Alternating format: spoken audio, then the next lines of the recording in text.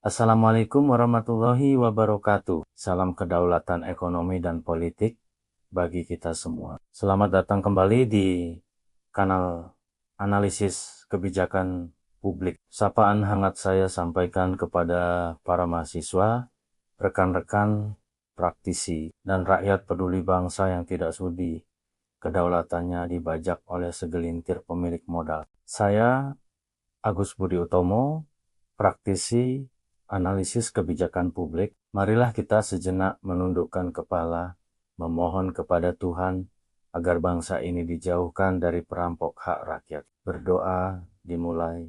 Amin. Kepada pemerintah. Saya kembali menegaskan, segera optimalkan kanal publik Center Satu Pintu sebagai pusat informasi publik yang kredibel. Rakyat berhak tahu siapa saja donatur di balik kebijakan yang diambil. Dan untuk Anda, mari kita jaga kekompakan dengan subscribe, like, share, dan komen sahabat sekalian. Di episode 7 ini, kita bedah realitas yang tabu, hegemoni modal.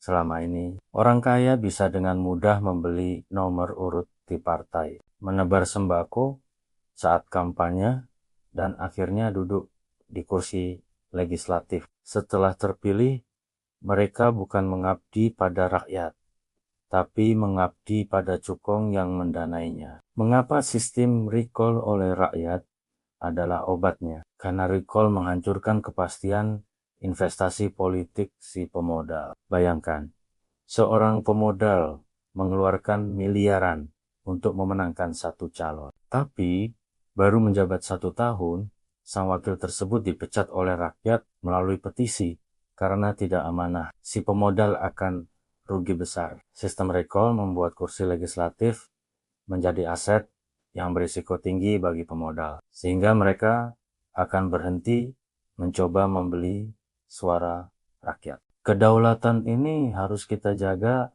dengan manifesto pesisir. Melalui digitalisasi pendidikan, kita memberikan edukasi kepada rakyat agar paham nilai kedaulatan mereka. Rakyat yang cerdas secara digital tidak akan mudah tertipu oleh pencitraan modal besar. Kita perkuat juga dengan Koperasi Merah Putih. Jika modal usaha rakyat dikelola secara mandiri melalui koperasi, rakyat tidak akan lagi menggantungkan nasib pada pinjaman atau bantuan dari para politisi modal. Rakyat yang berdaya ekonomi adalah rakyat yang merdeka secara politik. Bagi Anda di program transmigrasi modern, kemandirian di wilayah baru adalah kunci. Dengan sistem recall, Anda memastikan lahan dan sumber daya alam Anda tidak akan dijual oleh wakil daerah kepada perusahaan besar demi kepentingan pribadi. Rangkuman episode 7.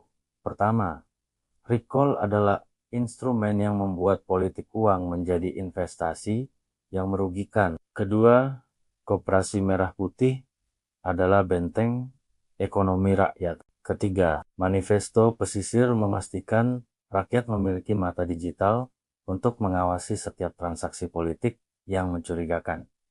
Di episode 8, kita bahas transformasi partai politik. Saya Agus Budi Utomo, praktisi analisis kebijakan publik. Mari kita putus rantai hegemoni modal ini bersama-sama. Wassalamualaikum warahmatullahi wabarakatuh.